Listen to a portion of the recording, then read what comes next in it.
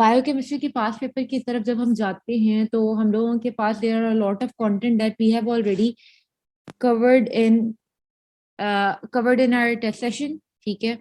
तो हम लोगों के पास जो बच्चे अब यहाँ पे जो कुछ एमसीक्यू जो आते हैं हम लोग उसको डिस्कस करने जा रहे हैं। पहले एमसीक्यू आपकी स्क्रीन के ऊपर जो आपको नजर आ रहा है जनाब वो है surface tension is defined as. कहता है जो सरफेस टेंशन है हम लोगों ने ये वर्ड पढ़ा हुआ है तो इसका असल में मतलब क्या है। तो इस वर्ड का हम लोगों ने अभी तक बायोकेमिस्ट्री में इस्तेमाल तब किया है बच्चे जब हम लोगों ने देखा था कि लंग सर्फेक्टेंट जो है लेसिथिन जो है या GPL they are known as lung surfactant. What does the word lung surfactant means. Lung surfactant का मतलब ये है कोई भी ऐसी चीज जो कि एक्चुअली आपके लंग्स के अंदर मौजूद जो सरफेस टेंशन है उसको रिड्यूस करते हैं, ठीक है। सरफेस टेंशन को बच्चे जी रिड्यूस कर दे। तो अब यहाँ पे हम लोगों के सामने जो बात आती है असल में सरफेस टेंशन को कहता है होता क्या है। सरफेस टेंशन असल में क्या है, किसी भी चीज की वो टेंडेंसी जिसे वो एक लिक्विड के ऊपर अपनी जितना भी सरफेस एरिया है उसको श्रिंक कर दे, ठीक है।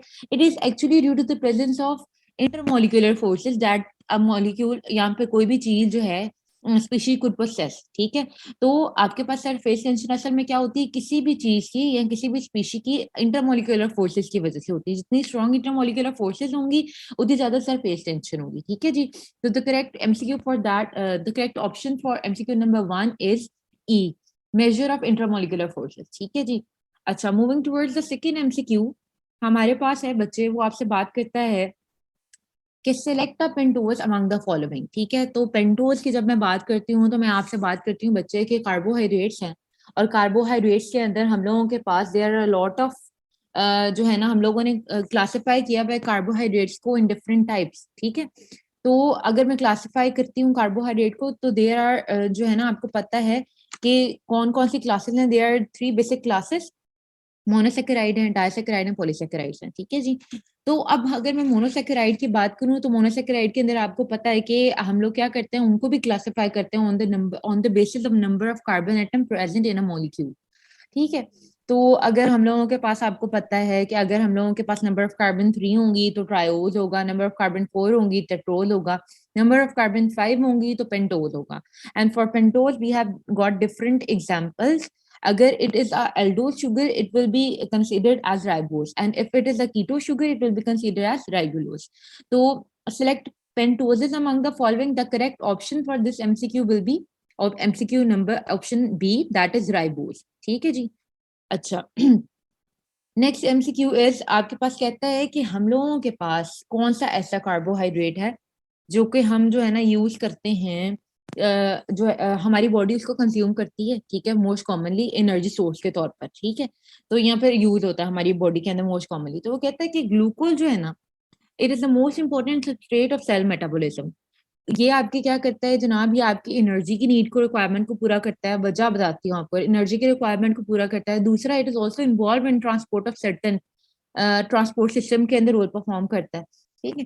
तीसरी बात, अगर मैं आपसे कहूँ कि बेटा हमारे पास दो बॉडी के ऐसे इंपॉर्टेंट टिश्यूज हैं जो सिर्फ और सिर्फ इस्तेमाल एनर्जी हासिल करने के लिए इस्तेमाल ही ग्लूकोज को करते हैं, जिनके अंदर एक आपका क्या है, जिनके अंदर से बेटा जी आपका एक जो है वो हम लोगों के पास क्या है जनाब, आपका नर्वस सिस्टम, ठीक है, and the other one is blood cells, ठीक है। Both of them are entirely dependent upon glucose for the requirement of energy, ठीक है। तो carbohydrate that is most commonly consumed in our body as a source of energy is glucose, because upon breakdown of glucose it will going to give us energy in the form of ATP, and in very less जो है ना time के अंदर आपको वो ATP available हो जाता है, ठीक है जी। The correct option for this MCQ is option A, ठीक है जी। अच्छा, अगली बात आती है, कहता है कि हम लोगों के पास देखो अब जो है ना क्या कहता है, कहते हैं कि हाँ, आपको पता है the most common chemical linkage occur among carbohydrate सब यूनिट। अब देखें हम लोगों के पास क्या होता है कि आपके पास जो डिफरेंट कार्बोहाइड्रेट सब यूनिट हैं, ये डिफरेंट मोनोसेकेराइड हैं, they combine to give rise to disaccharide, oligosaccharide and polysaccharide, ठीक है जी। तो अब हम लोगों के पास इनके दरमियान जो लिंकेज बनता है वो क्या है, मोनोसेकेराइड कंबाइन होते हैं, उनके दरमियान जो लिंकेज है वो क्या है, ग्लाइकोसाइडिक लिंकेज है, ये तो हमें पता है, ठीक है। अब वो यहाँ पे आपके सामने ग्लाइकोसाइडिक लिंकेज की जब बात करता है तो वो बात करता है कि हम लोगों के पास आपकी जो है ना, इट डिपेंड कि हम लोगों के पास कौन सा वाला मॉलिक्यूल है या कौन सा वाला मोनोसेकेराइड है एंड कौन सा वाला डाइसेकेराइड है, and depending upon that type of disaccharide हम लोगों के पास डिफरेंट सॉर्ट ऑफ लिंकेज उसके अंदर मौजूद होते हैं। ठीक है, तो अगर मैं आपसे बात करूं तो आपके पास अल्फा 1 2 ग्लाइकोसाइडिक लिंकेज सुक्रोज के अंदर है। ठीक है, आपके पास अगर बात की जाए तो हम लोगों के पास बीटा 1 4 ग्लाइकोसाइडिक लिंकेज ग्लैक्टोज के अंदर है। तो इन सब लिंकेज के अंदर, इसके अंदर ये असल में आपको क्या बताता है कि टू मोनोसेकेराइड यूनियन या two sugar moieties are attach with कौन से वाले कार्बन जो है आपस में लिंक है। ठीक है, तो वो कहते हैं कि सबसे ज्यादा common chemical linkage that is present in carbohydrate, वो हम लोगों के पास इसके अंदर से एमसीक्यू ऑप्शन नंबर सी है, that is beta 1 4 glycosidic linkage. ये सबसे ज्यादा कॉमन है और सबसे ज्यादा अबंडेंस के अंदर पाया जाता है। ठीक है जी, ओके। अच्छा जी, एमसीक्यू नंबर 5 की तरफ चलते हैं और हम लोगों के पास वो क्या कहता है, हमें कहता है कि जनाब which of the following sugar does not have reducing properties. तो first of all we should know what is actually a reducing property. Reducing property of a sugar is actually its ability to reduce other compounds. ठीक है जी, किसी भी compound को reduce करने की सलाहियत उसकी रिड्यूसिंग प्रॉपर्टी कहलाती है। ठीक है, अच्छा अब अगर मैं बात करूं आपके सामने माल्टोज की, एक एक की बात करते हैं। माल्टोज की जब बात की जाए तो बेटा इसके अंदर लिंकेज होता है अल्फा 1 4 ग्लाइकोसाइडिक लिंकेज। ठीक है, और ये जो है ना आपको क्या कहता है कि इसके अंदर क्या है जनाब, आपके पास ये रिड्यूसिंग शुगर है। ठीक है, and because it has the ability to reduce other molecules. ठीक है जी, तो ये आपके पास आगे रिड्यूसिंग शुगर। ठीक है, गलेक्टोज की बात की जाए तो वो भी आपके पास रिड्यूसिंग शुगर है, लैक्टोज भी रिड्यूसिंग शुगर है, लेकिन sucrose is the only option that is present here which is not reducing in nature. Reason being इसका क्या है कि आपके पास, आपको पता है कि sucrose is actually made up of glucose और फ्रुक्टोज, ये जब मिलते हैं तो मिलके आपके सामने सुक्रोज बनाते हैं। ठीक है, और ग्लूकोज और फ्रुक्टोज जो है वो कौन से लिंकेज से बनते हैं, ये अल्फा 1 2 ग्लाइकोसाइडिक लिंकेज से बनता है सुक्रोज के अंदर ना, कंबाइन करते हैं अल्फा 1 2 ग्लाइकोसाइडिक लिंकेज। अब अल्फा 1 2 ग्लाइकोसाइडिक लिंकेज का क्या मतलब है भाई, अल्फा 1 2 ग्लाइकोसाइडिक लिंकेज का मतलब ये है कि जनाब carbon number 1 of glucose is attached with carbon number 2 of fructose. ठीक है, और as a result of which कि आपका जो एक्टिव रिड्यूसिंग ग्रुप है, जो कार्बन नंबर 1 के ऊपर एल्डिहाइड मौजूद है और कार्बन नंबर 2 के ऊपर जो कीटो ग्रुप मौजूद है, उन्होंने क्या किया, उन्होंने आपस के अंदर बॉन्ड बना लिया। अब they are not available for freely available for reducing other molecules. ठीक है जी, तो अवेलेबल, उनकी अवेलेबिलिटी नहीं है। ठीक है, तो due to that linkage between carbon number 1 of glucose and carbon number 2 of fructose, the reducing property या रिड्यूसिंग ग्रुप जो है वो क्या हो गया, वो बाउंड हो गए एक दूसरे से। That's why the capability of reducing some other molecule reduces. ठीक है जी, तो the correct option for MCQ number 5 is sucrose. ठीक है, क्यों, क्योंकि इसके अंदर आपके पास जो मोइटीज होते हैं, जो ग्रुप्स रिड्यूसिंग प्रॉपर्टी रिड्यूस करने की सलाहियत रखते हैं, वो क्या करते हैं, वो जनाब आपके सामने वो एक दूसरे के साथ ही लिंकेज के अंदर अटैच्ड होते हैं। ठीक है जी, the correct option for that MCQ is option D. अच्छा जी, अब अगली बात आती है जनाब आपसे कि सल्फर कंटेनिंग अमाइनो एसिड जो है हमारे पास क्या होते हैं। ठीक है, अगर सल्फर कंटेनिंग अमाइनो एसिड की आपके सामने बात की जाए तो बच्चे क्या है, हम लोगों के पास कुछ ऐसे अमाइनो एसिड है, हम लोग अमाइनो एसिड को भी क्या करते हैं बेटा, क्लासिफाई करते हैं। ठीक है, डिपेंडिंग अपॉन द जो है ना ग्रुप्स, जो फंक्शनल ग्रुप है उनके अंदर मौजूद, उसकी बेस के ऊपर भी, और उसकी बेस के ऊपर भी कि हम लोगों के पास उनकी रिक्वायरमेंट क्या है, उसके बेस के ऊपर भी। तो अगर मैं आपके सामने बात करूं, depending upon the type of functional group present in amino acid, they are classified. ठीक है, तो हम लोग उसके अंदर hydroxyl group containing amino acid होते हैं, sulphur group containing amino acid होते हैं, एरोमेटिक होते हैं, एलिफेटिक होते हैं। ठीक है, देयर आर सर्टेन ग्रुप्स। ठीक, अब यहाँ पे वो आपसे बात करता है कि बेटा मुझे बताओ कि सल्फर कंटेनिंग अमाइनो एसिड्स कौन से होते हैं। ठीक है, तो सल्फर कंटेनिंग अमाइनो एसिड आपको, आपने देखा है जनाब, मीथियोनिन, सिस्टीन है, सिस्टाइन है, टोरीन है, टोरीन है, all of these are actually sulfur containing amino acid and each one of them have particular function। जिस तरह से ये जो आपके कहते हैं मीथियोनिन, करेक्ट ऑप्शन है एमसीक्यू की, तो मीथियोनिन कहाँ इस्तेमाल होता है, मीथियोनिन अगर आप लोगों को याद हो, इट इज एक्चुअली हम लोगों के पास क्या है, प्रोटीन सिंथेसिस की जो पूरा प्रोसेस को इनिशिएट करने के लिए मीथ्योनिन इज यूज। ठीक है, फिर cysteine is also used in disulphide linkage of between protein structure maintain करने के लिए, डाइसल्फाइड लिंकेज के अंदर सल्फर कंटेनिंग अमाइनो एसिड का बहुत इंपॉर्टेंट रोल है। ठीक है, तो the correct option for MCQ 6 will be B. ठीक है, मीथ्योनिन। अच्छा जी, अगली बात वो आपसे बच्चे करता है कि हम लोगों के पास जो ब्लड ग्लूकोज लेवल है, the fasting blood glucose level जो है वो कितना आना चाहिए, ठीक है, या कितना आता है, ठीक है। तो अगर मैं आपसे बात करूं कि देखो बच्चे, हम लोगों के पास हमारी बॉडी के ऊपर अल्लाह ताला ने क्या किया है, हम लोगों के एक होम्योस्टेसिस जो है ना मेंटेन रखने, इक्विलिब्रियम मेंटेन रखने के ऊपर हमारी पूरी बॉडी जो है ना काम करती है, ठीक है। तो अगर हमारा ब्लड ग्लूकोज लेवल नॉर्मल जो है वो क्या है जनाब, 140 मिलीग्राम पर डेसीलीटर तक है, ठीक है, फास्टिंग विदाउट फास्टिंग इतना है। तो हम लोगों का विदाउट फास्टिंग इतना मेंटेन रहना चाहिए। तो इसको मेंटेन करने के लिए हम लोगों की बॉडी क्या करती है, हमारे बॉडी के रिलेटेड स्ट्रक्चर क्या है, कंबाइन करके अपना फंक्शन परफॉर्म करते हैं, ठीक है। जिस तरह फॉर एग्जाम्पल, अब वो ये कहता है कि आपके पास जब आपने बहुत ज्यादा मीठा खाया तो आपका ब्लड ग्लूकोज लेवल राइज कर जाता है, ठीक है।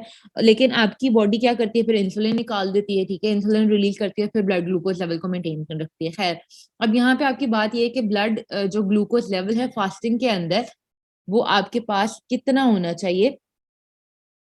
तो आपका जो फास्टिंग के अंदर ब्लड ग्लूकोज लेवल है, it will be 70 to 110 milligram per decilitre होना चाहिए। और after 2 hours of taking your meal आपका जो blood normal blood glucose level है वो 140 मिलीग्राम पर डेसीलीटर होना चाहिए after eating meal, after 2 hours of eating your meal, ठीक है जी। तो the correct option for MCQ number 7 is A, 70 to 110 milligram per decilitre. अच्छा जी, अब हम लोगों के पास अगली बात ये आती है कि देखें, choose an essential amino acids, ठीक है। तो एसेंशियल अमाइनो एसिड के अंदर मैम एमसीक्यू नंबर 4 का आंसर रिपीट कर दें। जी जी बेटा, मैंने आप लोगों से ये बात कही है, कहते हैं कि the most common chemical linkage occur among carbohydrate सब यूनिट इज, सबसे ज्यादा कॉमन लिंकेज जो कार्बोहाइड्रेट के अंदर पाया जाता है वो क्या है, ठीक है। तो they are different carbohydrate that have different जो है ना लिंकेज उनके अंदर पाए जाते हैं, ठीक है। तो जिस तरह हम लोगों ने अभी बात की कि आपके पास जो लैक्टोज है, ठीक है, उसके अंदर क्या होता है, उनके सब यूनिट के अंदर बीटा 1 फोर ग्लाइकोसाइडिक लिंकेज पाया जाता है। तो ये आप लोगों के कॉन्टेक्स्ट के अंदर मेंशन है कि हम लोगों के पास सबसे ज्यादा कॉमन और सबसे ज्यादा अबंडेंट जो लिंकेज पाया जाता है कार्बोहाइड्रेट के अंदर वो बीटा 1 फोर ग्लाइकोसाइडिक लिंकेज है, ठीक है जी। Option number C thank you. For that MCQ. अच्छा जी, अगली बात है हम लोगों के पास, कहते हैं choose an essential amino acid, इनमें से कहते हैं मुझे जो है ना एसेंशियल अमाइनो एसिड बताएं, ठीक है।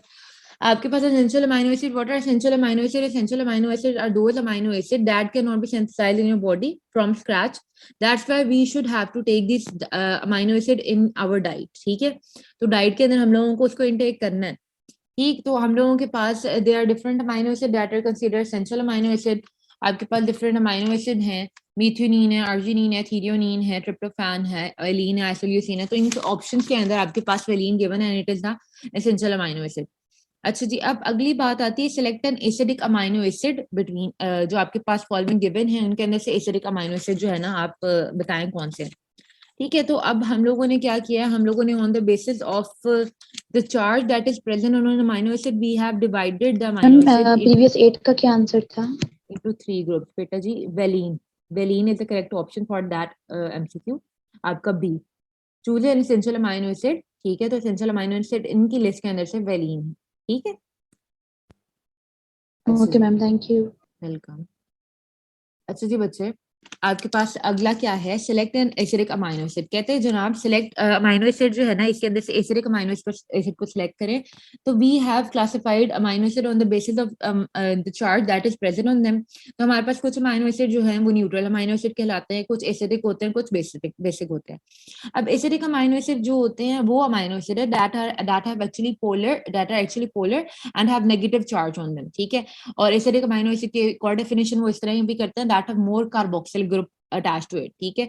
तो हम लोगों के पास डिफरेंट अमाइनो एसिड हैं जिनको हम लोग क्लासिफाई करते हैं on the in acidic amino acid group. तो उसके अंदर हम लोगों के पास एस्पार्टिक एसिड आता है, ग्लूटामिक एसिड आता है, ठीक है जी। ये हम लोगों के पास एसिडिक अमाइनो एसिड है। इसी तरीके से बेसिक अमाइनो एसिड्स भी हैं, इसके अंदर आर्जिनिन आ जाता है, एसिडीन आ जाता है। तो correct option for MCQ number 9 is C, aspartic acid, ठीक है जी।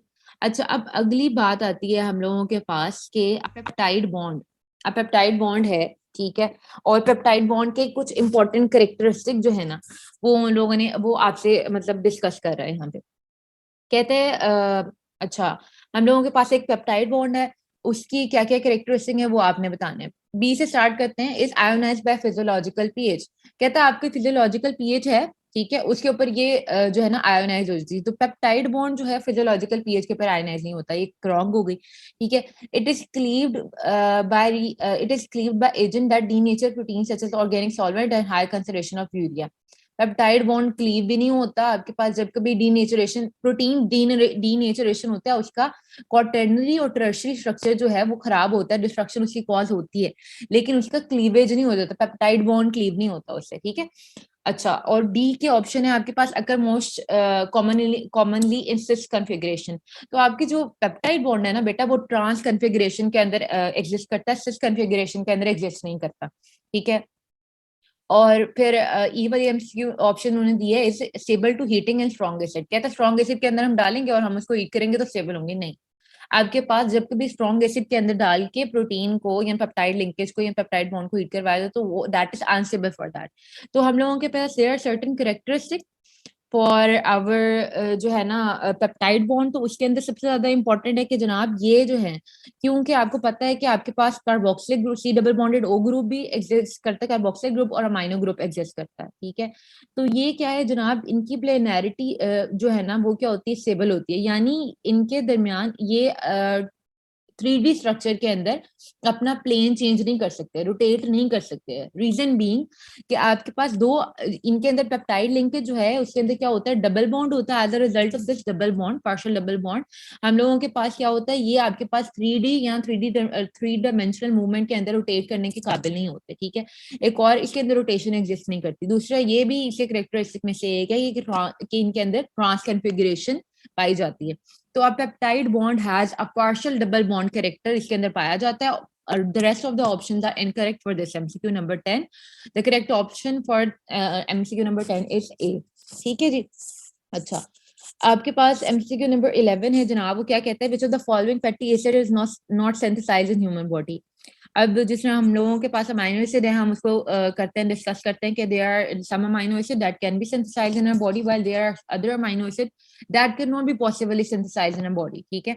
तो हम लोगों को उनको डाइट में लेना है, जो नहीं सिंथेसाइज हो सकते उनको एसेंशियल अमाइनो एसिड कहते हैं, ठीक है। तो अब इसी तरीके से फैटी एसिड की वो बात करते हैं, there are certain fatty acid that can not be synthesized in a body, that's why they are known as essential amino acid, it should be taken in your diet, ठीक है। तो हम लोगों के पास ये बात करता है कि MCQ नंबर 11 के अंदर, इनके अंदर से मुझे बताओ कि कौन सा फैटी एसिड है जो कि बॉडी के अंदर सिंथेसाइज नहीं होता और एसेंशियल और आपको डाइट के अंदर लेना है। तो इसके अंदर लिनोलिक एसिड ऑप्शन जो ए है is the correct option for that MCQ, ठीक है। काइंडली माइक अपना म्यूट कर लो बच्चे, जो भी हो। ओके जी, MCQ 11 की ऑप्शन ए जो है linoleic acid is the correct option for MCQ number 11, ठीक है जी। अच्छा मैम जी, ऑलिक एसिड नहीं होगा? नहीं बेटा, ओलिक एसिड इज नॉट जो है ना essential amino acid, it is included non essential amino acid. Palmitic, stearic and oleic, ये तीनों की तीनों नॉन एसेंशियल हैं, ठीक है। लिनोलिक और लिनोलेनिक और arachidonic acid, 3 of them are essential amino acid. Clear? Okay okay ma'am. Okay जी। अच्छा जी, the end product of citric acid cycle, हाँ जी, अब वो आपके पास सिट्रिक एसिड साइकिल की बात करता है और इसको ट्राई कार्बोक्सिलिक एसिड साइकिल भी कहते हैं। कहते हैं कि इसका जो एंड प्रोडक्ट है वो हम लोगों के पास क्या है, क्योंकि देखो बेटा हम लोगों के पास एक साइक्लिक प्रोसेस, तो वी गेट कंफ्यूज कि what is actually the end product of this cycle. तो हम लोग असल में कहने का मतलब ये होता है, इस MCQ का मतलब ये है कि जनाब कौन सा ऐसा मॉलिक्यूल है जिसके ऊपर पूरा प्रोसेस जिससे इनिशिएट होता है और जिसके ऊपर ही आकर एंड होता है। तो oxaloacetate is actually the initiator of the whole cycle of TCA, ठीक है। क्यों? क्योंकि ऑक्सैलोएसीटेट जो है वो एसिटाइल कोए के साथ मिलता है, मिलकर आपके पास सेपरेट बना देता है, ठीक है, जिससे पूरा साइकिल कंबाइन होता है। और फिर इंटर्न अगर मैं देखूं तो फ्यूमेरिक एसिड से मैलिक एसिड बनता है और फिर मैलिक एसिड से दोबारा ऑक्सैलोएसीटेट जो है ना रीजनरेट हो जाता है। तो ऑक्सैलोएसीटेट इज द मॉलिक्यूल जो कि हम लोगों के पास क्या है जनाब, जो एसेंशियली हम जो आपके पास पूरे साइकिल को जो है ना वो करवा रहा है, इंटरमीडिएट है उसको स्टार्ट भी करवा रहा है और पूरा साइकिल जो है वो सम्स अप भी उसी जो है ना आपके रिएक्टेड इंटरमीडिएट प्रोडक्ट के ऊपर हो रहा है। तो the end product of citric acid cycle और TCA cycle is actually oxaloacetate. The MCQ the option E is correct for आपका जो MCQ नंबर 12 है इसके लिए, ठीक है जी। अच्छा, मूविंग फॉरवर्ड, हम लोगों के पास अगली बात वही आपसे करता है कि जो है ना मुझे बताएं कि आपके पास द टाइटली बाउंड कोएंजाइम या फिर cofactor to enzyme protein alcohol. अच्छा, इनमें से कौन सी ऐसी चीज है जो कि आपके पास एक एंजाइम के साथ, एंजाइम प्रोटीन के साथ क्या करती है, टाइटली बाउंड कर जाती है? वो को एंजाइम है या फिर कोफैक्टर है। तो हम लोग हमेशा से ही पढ़ते आ रहे हैं जनाब कि आपके पास क्या होता है, आपके पास होता है हम लोगों के पास सबसे पहले तो बात करें अगर कि आपके पास कुछ नॉन प्रोटीन पार्ट्स भी एंजाइम को चाहिए होते हैं फॉर देयर प्रॉपर फंक्शनिंग, ठीक है। तो जो प्रोटीन कंटेंट सबसे पहले तो एक एंजाइम का होता है हम लोगों के पास, उसको हम लोग कहते हैं एपो एंजाइम, ठीक है, प्रोटीन कंटेंट हो गया। अच्छा, जो नॉन प्रोटीन कंटेंट होता है ना वो अब दो तरह के होते हैं, को फैक्टर होते हैं, को एंजाइम भी होता है। अब को फैक्टर और को एंजाइम के डिस्कशन से के बाद, को फैक्टर क्या है, non protein inorganic substances that include ions mostly, iron है, जिंक है, मैग्नीशियम, सब इसके अंदर इंक्लूडेड होते हैं को फैक्टर्स के अंदर, ठीक है। लेकिन जब मैं को एंजाइम की बात करूं तो वो क्या है, नॉन प्रोटीन ऑर्गेनिक सब्सटेंस है, ठीक है, दैट जिसके अंदर हम लोग एनएडी को करते हैं, FAD, nicotinamide, NAD, FAD all are included in this. अगर क्या हो बेटा, आपके पास कोएंजाइम है, ठीक है, और वो टाइटली कोवलेंट लिंकेज के साथ एंजाइम के साथ अटैच्ड है, ठीक है, और उस तो एज अ रिजल्ट एक आपके पास कोफैक्टर है जो क्या है जनाब, एंजाइम के साथ टाइटली अटैच है विद कोवलेंट लिंकेज, उसको हम लोग प्रोस्टैटिक ग्रुप कहते हैं। और आपके पास biotin is very much common example for that, ठीक है। बायोटिन आपके पास एग्जाम्पल है। और बायोटिन असल में कहाँ इस्तेमाल होती है, बायोटिन इस्तेमाल होती है जब कभी हम लोग पायरुवेट को ऑक्सैलोएसिडेट के अंदर कन्वर्ट करते हैं, तो एक एंजाइम लगता है जिसको पायरुवेट कार्बोक्सिलेज कहते हैं। और pyruvate carboxylase actually uses biotin as a prosthetic group, ठीक है, टू परफॉर्म इट्स रिएक्शन, ठीक। तो the correct option for that MCQ is आपका बी है। 13, एमसीक्यू नंबर 13 का जनाब बी है, प्रोस्टैटिक ग्रुप, ठीक है जी। अच्छा जी, अगले हम लोगों के पास आता है जनाब कि which one of the following is not an endopeptidase. हम लोग क्या करते हैं जनाब, हम लोग करते ये हैं कि हम अपने एंजाइम्स को on the basis of their, हम उनकी मतलब किस तरह से वो अपना फंक्शन परफॉर्म करते हैं, या किस तरह से वो प्रोटीन की ब्रेकडाउन लाइसिस कॉज करते हैं, या प्रोटीन को हाइड्रोलाइज किस तरह से करते हैं, हम उनको दो ग्रुप्स के अंदर डिवाइड करते हैं, ठीक है। तो वो एंजाइम जो कि हम लोगों के पास सेंट्रल पेप्टाइड लिंकेज के ऊपर अटैक करते हैं, सेंट्रल पेप्टाइड लिंकेज के ऊपर अटैक करते हैं हम लोगों के पास, वो क्या होते हैं, वो सारे वो एंजाइम जो कि सेंट्रल पेप्टाइड बॉन्ड के ऊपर अटैक करते हैं और पॉलीपेप्टाइड को ब्रेक करते हैं, वो हम लोगों के पास एंडोपेप्टाइडेजेज होते हैं, ठीक है, जो सेंट्रल चेन या central peptide linkage of the chain के ऊपर अटैक करते हैं। इसके अंदर हम लोग के पास पेप्सिन आ जाता है, पेप्सिन आ जाता है, ट्रिप्सिन आ जाता है, काइमोट्रिप्सिन आ जाता है, ठीक है। लेकिन अगर मैं बात करूं कि अगर एक एंजाइम आया और उसने प्रोटीन की क्या किया, टर्मिनल एंड के ऊपर अटैक किया, ठीक है, आइदर उसने जो है ना आपके पास अगर अटैक किया बेटा, अगर उसने कार्बोक्सिल चेन के ऊपर अटैक किया तो हम लोगों के पास क्या होगा, कार्बोक्सिल, अगर हम लोगों के पास कार्बोक्सिलिक ग्रुप वाली साइड टर्मिनल एंड के ऊपर अटैक किया तो कार्बोक्सी पॉलीपेप्टाइडेजेस होगा, और अगर अमाइनो ग्रुप वाली चेन के ऊपर अटैक किया तो वो क्या होगा जनाब, अमाइनो पॉलीपेप्टाइडेजेस, ठीक है जी। तो हम लोगों के पास अगर मैं एंडोपेप्टाइडेज की बात करूं तो आप लोगों के पास the option number C, amino polypeptidase is the correct option for this MCQ. क्यों? क्योंकि आपके पास अमाइनो पॉलीपेप्टाइडेज क्या है जनाब, सॉरी, आपके पास इज नॉट एंडोपेप्टाइडेज, इनमें से बाकी सारे के सारे क्या है, एंडोपेप्टाइडेज हैं, while amino polypeptidase is actually exo polypeptidase. क्यों? क्योंकि ये आपके पास अमाइनो ग्रुप वाली टर्मिनल एंड के ऊपर अटैक कर रहा है। The correct option for MCQ 14 is C, amino polypeptidase, ठीक है जी। अच्छा, हाँ, अच्छा आगे अभी ये पहले हम लोग भी डिस्कस करके आए हैं, कहते हैं कि आपके पास एक एंजाइम है, एन एंजाइम विद इट्स को एंजाइम इज टर्म्ड एज, एक एंजाइम है, ठीक है, और एंजाइम का प्रोटीन कंपोनेंट एपो एंजाइम है, जब कभी उसके साथ को एंजाइम में को फैक्टर कंबाइन कर देते हैं तो अब वो फंक्शनिंग में आ जाता है, ठीक है। तो एपो एंजाइम अलोंग विद को एंजाइम और को factor combined is termed as holoenzyme, a fully functioning enzyme that is capable of doing its task, ठीक है जी। तो एमसीक्यू नंबर 15 के लिए हम लोगों के पास जो आंसर है, करेक्ट ऑप्शन है, वो हमारे पास है होलो एंजाइम, ठीक है जी। अच्छा जी, अगली बात वो आपसे करता है कि an optimum temperature for enzymes activity in human body is, कौन सा मतलब किस टेम्परेचर के ऊपर हमारी बॉडी के अंदर जितने भी एंजाइम मौजूद हैं वो एट इट्स ऑप्टिमम जाकर काम करते हैं, यानी मैक्सिमम रेट के ऊपर काम कर रहे होते हैं। तो 37 डिग्री सेल्सियस तो भाई हम सबको पता है कि 37 डिग्री सेल्सियस जो है हमारी बॉडी का टेम्परेचर है, and it is the optimum temperature at which we all the enzyme या all the activities in human body proceed. लेकिन हम लोगों के पास ये जो 310 के कैल्विन लिखा हुआ है, 310 कैल्विन लिखा है, ये 98.6 डिग्री फ़ारेनहाइट लिखा हुआ है, ये कहाँ से आया? अगर बेटा हम लोग इंटर कन्वर्जन करें आपके पास डिग्री सेल्सियस की इनटू कैल्विन, जब कैल्विन के अंदर हम लोग कन्वर्ट करते हैं तो हम लोग क्या करते हैं, 37 डिग्री सेल्सियस है उसके अंदर 273 ऐड करवा देते हैं। तो एज अ रिजल्ट जब हम लोग 37 डिग्री सेल्सियस को 273 के अंदर ऐड करवाते हैं तो 310 कैल्विन आंसर आता है। ठीक है, और अगर मैं फ़ारेनहाइट की तरफ जाऊं तो आपके पास आपका Fahrenheit degree Celsius to Fahrenheit conversion का फॉर्मूला है, क्या है, 9/5 इंटू 37 इंटू डिग्री सेल्सियस, जो कि आपके पास 37 गिवन है, उसके अंदर हम 32 ऐड कर देंगे। तो एज अ रिजल्ट हम लोगों के पास आंसर जो है आपकी आती है option C, that is 98.6 degree Celsius. For that MCQ हम लोगों ने कुछ नहीं किया, बस इंटर कन्वर्जन किए। तो all of these A B and C are correct option for MCQ MCQ number 16। ठीक है, तो आपके पास डी वाला जो है it is the correct option for MCQ 16। ठीक है, अच्छा जी, अगली बात बेटा आपसे क्या करता है, अगली बात वो आपसे क्या करता है कि आपके पास जो है increase in km and no change in Vmax indicate that inhibitor is। हम लोग क्या बात करते हैं, हम लोग बात करते हैं कि इनहिबिटर जो हैं वो दे आर सर्टेन आपके पास नॉन प्रोटीन पार्ट होते हैं, ठीक है, एंजाइम के, जो आइदर क्या करते हैं, एक एंजाइम की एक्टिविटी को इनहांस कर देते हैं और यहाँ फिर ये भी सलाहियत रखते हैं कि उनकी एक्टिविटी को डिक्रीज डाउन कर दें या फुली ब्लॉक कर दें। तो the molecule that are responsible for blocking the activity of an enzyme is known as inhibitor.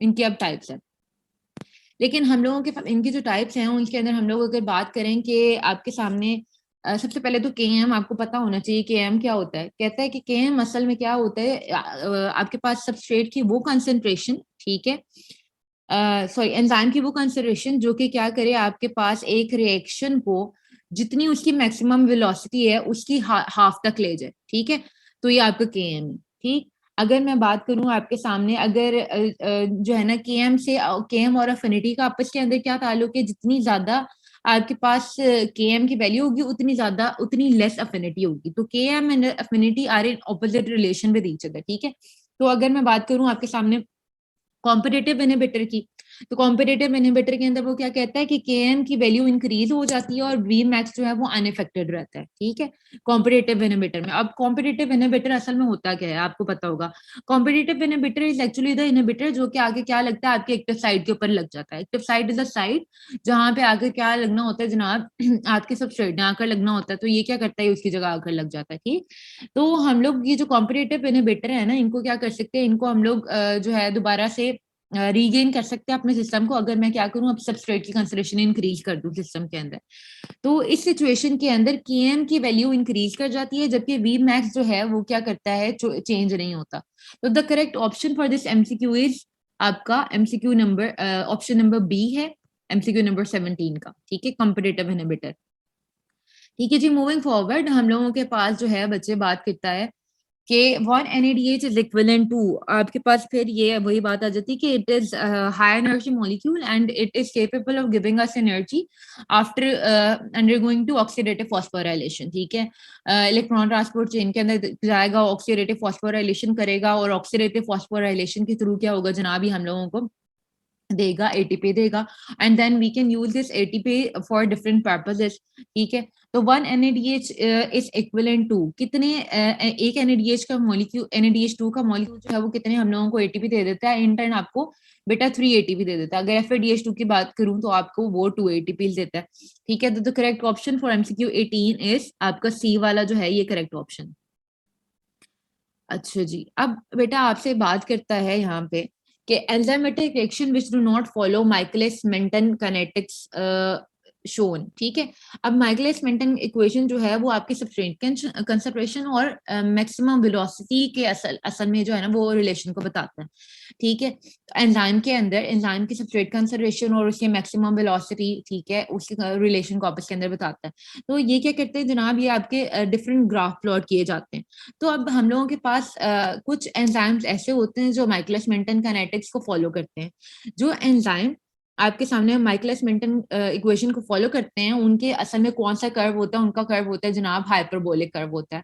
आपके पास स्ट्रेट जाएगा, सीधा जाएगा जिस तरह से, और मतलब सीधा जाके फिर स्ट्रेट हो जाएगा, ठीक है। That shows the constant rate of reaction, ठीक है।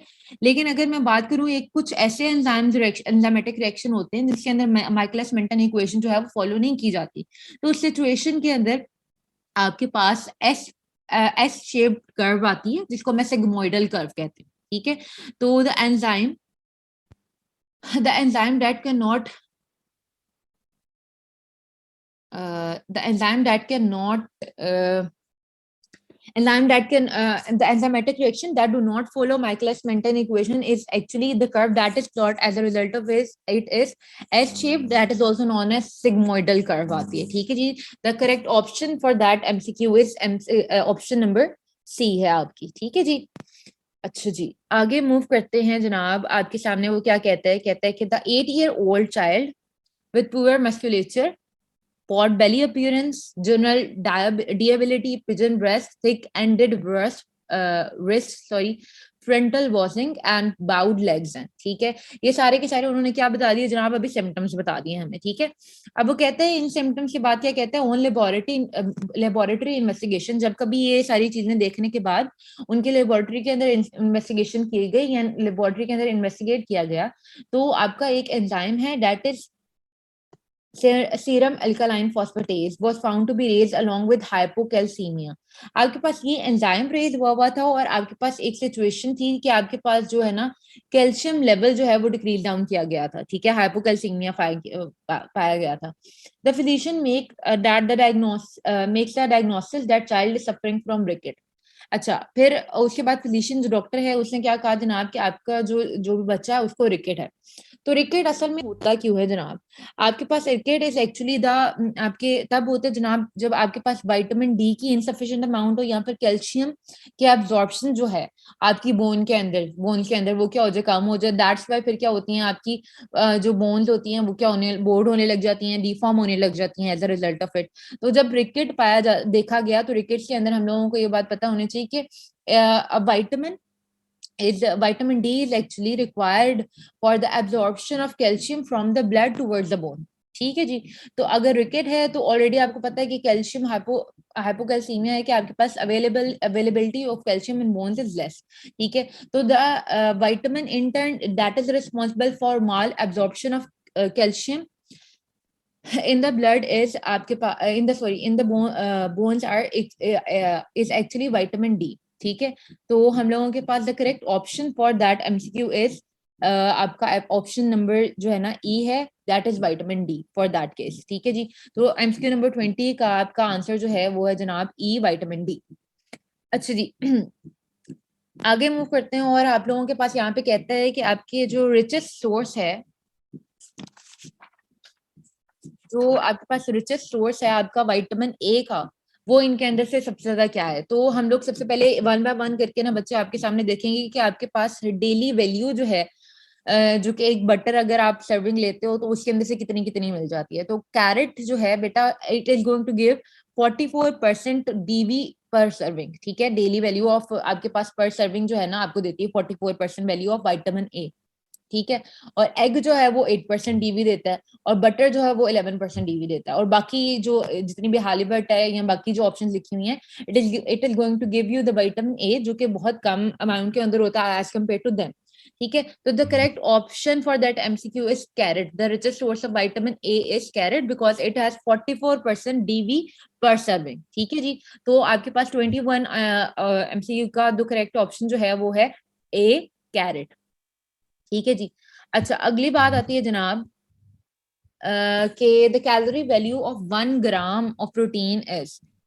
आपके पास क्या है, कहते हैं कि देखो बच्चे, हम लोगों के पास, हम लोगों ने अभी तक जो है ना जितनी भी मेटाबॉलिज्म पढ़ी है, मेटाबॉलिज्म के अंदर हम लोगों ने देखा कि आपके पास क्या है, कार्बोहाइड्रेट जो है वो भी आपको एनर्जी दे रहे हैं, ठीक है, पर ग्राम उसकी भी एनर्जी वैल्यू है, and protein is also going to give you energy, ठीक है।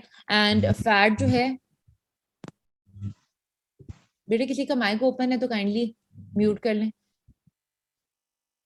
और इसी तरीके से जो है आपके पास जो 1 ग्राम ऑफ प्रोटीन है वो भी क्या करती है जनाब, आपको देती है जो है ना, सॉरी, इसी तरीके से आपको जो आपका फैट्स हैं वो भी आप लोगों को क्या करती हैं, एनर्जी देती हैं। तो हम लोग अगर वैल्यू देखें कि how much calories of energy are going to give us per gram of protein, तो हम लोगों के पास प्रोटीन के पर ग्राम ऑफ एनर्जी जो है वो 4 किलो कैलोरीज जो है आपको मिलती हैं। इसी तरीके से पर ग्राम ऑफ फैट्स की अगर आप देख लो तो वो आप लोगों को जो है ना 9 किलो कैलोरीज ऑफ एनर्जी मिलती है। तो अगर फैट की बात की जाए तो 1 ग्राम ऑफ फैट से enormous amount of energy is being produced, ठीक है। तो the correct option for MCQ number 22 is 4 kilo calories, ठीक है जी। अच्छा जी, तो ये मीटिंग जो है ना अब जरा आपकी एंड होने लगी है, तो I am going to generate another link और फिर हम दोबारा डिस्कशन स्टार्ट करेंगे, ठीक है जी। आप लोग दोबारा से ज्वाइन करें लिंक, ठीक है। अभी फिलहाल मीटिंग जो है मैं एंड कर रही हूँ, ठीक है। लिंक आएगा ग्रुप में, kindly do join it again, okay. Okay ma'am. Okay ma'am.